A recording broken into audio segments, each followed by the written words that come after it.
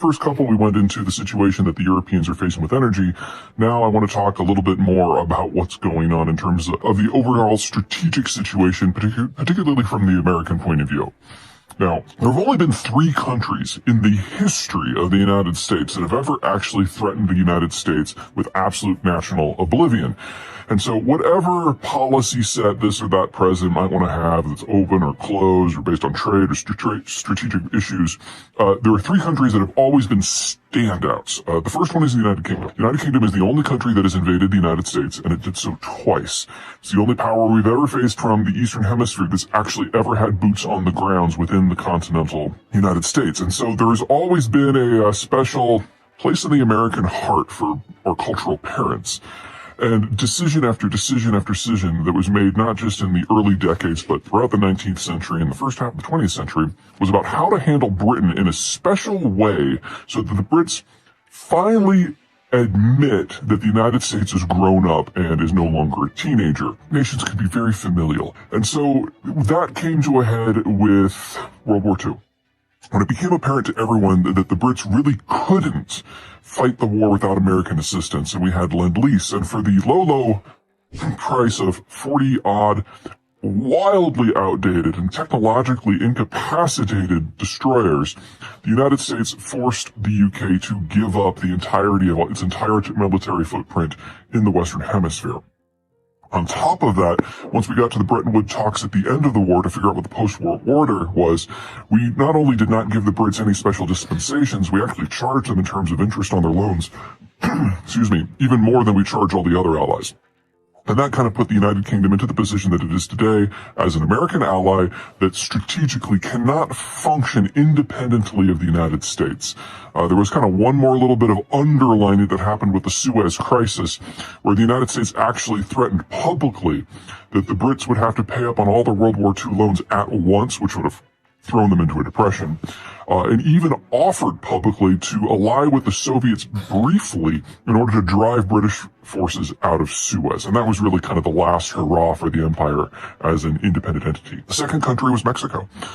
Mexico and the United States shared a border, and between the Texican Rebellion and the Mexican-American War, there was a concern that Mexican troops were going to be able to punch through the Texas territories, especially in the early days of the Texican Rebellion when it didn't look like it was going to be successful, and capture New Orleans.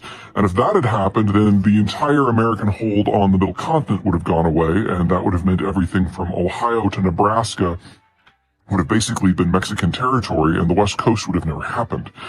So the Mexican-American War happened, and the Americans ended up annexing about half of what had at one point been Mexican territory.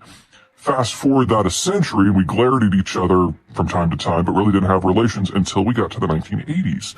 And then under Reagan and eventually under Herbert Walker Bush, we negotiated the NAFTA Accords, which are now fully in place, and the two countries are each other's highest demographic intermingling factor and top trading partner. And I don't want to suggest that the relationship is all sunshine and tacos all the time, but we're definitely through the worst of it, and we're building a formal partnership with a renewed set of expectations, just like we have with the United Kingdom. And then there's the third country, the Soviet Union, which started pointing nuclear weapons at the United States as early as 1950. The challenge posed by the Soviets was always different from the previous two, because with the United Kingdom, it was ultimately not a cultural issue. We were from the same cultural stock. It was an issue of control. And in the Mexican issue, it was two neighbors struggling to see who was the dominant power. And it was never going to be a battle to the death. It was a battle to see who was going to be the big man. But with the Soviets, it was economic, it was strategic, it was ideological, and it was about your ability to simply exist. You know, nukes do that to the conversation.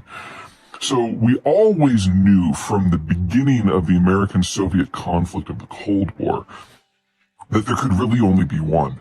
And so when the Soviet Union fell in 1992, there was more than a little bit of celebration. And there was this wonderful part in the 1990s when we thought, you know, maybe we can recreate Russia in a different way to become different in some way where we don't have this bad blood between us and we can be a degree of partners. And when Vladimir Putin became president in 1999, prime minister in 1999, president in 2000, that general idea that maybe we really can all get along got a lot of lift, because Putin in his early days was an inveterate Westerner. And there was actually open discussion, maybe not all that serious, but discussion about Russia perhaps one day joining the European Union and NATO. Clearly it didn't go that way. And so what we've been dealing with now is kind of a reversion to the norm. Because the Russian ethnicity is the only one that has ever actually threatened the United States with physical annihilation, it's difficult to see any way out of this where we agree to try to get along again, especially now that the Putin government has repeatedly brought up the nuclear threat time and time and time again. It's like the one way to get the Americans' attention, although I would argue from the American point of view, America's attention is not what you're after if you're trying to prosecute a war in your corner of the world and not invite American intervention. It's like, if anything, it brings us to the table in a very bad way from your point of view, and we've seen that time and time again. What's going on here is, in many ways, a wonderful opportunity.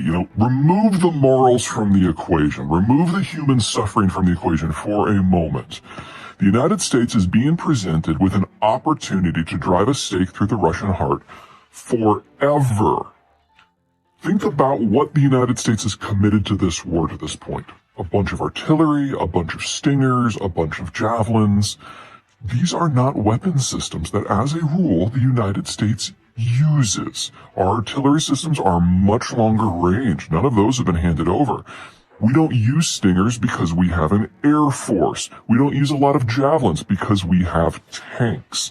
The weapon systems that the United States has transferred to Ukraine are for the most part surplus, and in many cases were slotted for disposal. So if anything, the Ukrainians are doing us a budgetary solid here by throwing them into the teeth of the only country that has ever threatened the United States with annihilation. And if the Ukrainians can win this, it is difficult to see Russia in its current form surviving more than a decade or two.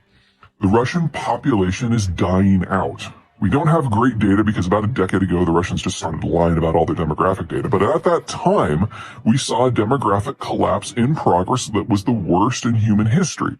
Since then, they've been surpassed by the Chinese, but that's a topic for another moment. If the old data is true, we were already looking at the Russian ethnicity losing hold of the territories we now know as Russia sometime between 2045 and 2070, probably. And it's kind of iffy when you get to demographics and that kind of scale.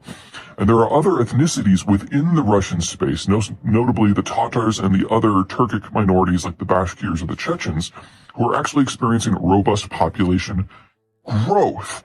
So people in the United States on the right sometimes like to talk about replacement theory. In the case of the Russian space, it's not quite replacement theory. It's just you have zones that are having explosive population growth and then zones that are having explosive population collapse. They don't overlap. They don't overmingle all that much. But it does mean that many of the principalities that the Russians have conquered in centuries past are getting very close to the point where they could chart out a different demographic, economic, and strategic future from Russia, and they're on the wrong side of natural borders. So you could have a robust, independent Tatarstan right next to a dying Russian empire. And in that sort of environment, it is impossible for the center to hold. And all the United States has to do to make this work is help the Ukrainians out a little bit. Now, if anything, I am sugarcoating the situation for the Russians here. Because if you remember back to 1992, Ukraine used to be part of the Soviet Union. Same with Belarus, same with Latvia, same with Georgia, same with Kazakhstan. And now, with the exception of Belarus, all of the other 15 constituent states, the 14 plus Russia that used to be part of the Soviet Union, all but one of them are either pathologically hostile to all things Moscow, are neutral, or in the case of Ukraine, are actively fighting back. In many ways, what we're seeing here is the final civil war of the Soviet system, and 100% of the casualties are being felt by former Soviet citizens. From an American point of view, what we're seeing is the single greatest threat ever to the American Republic is in the process of defenestrating itself.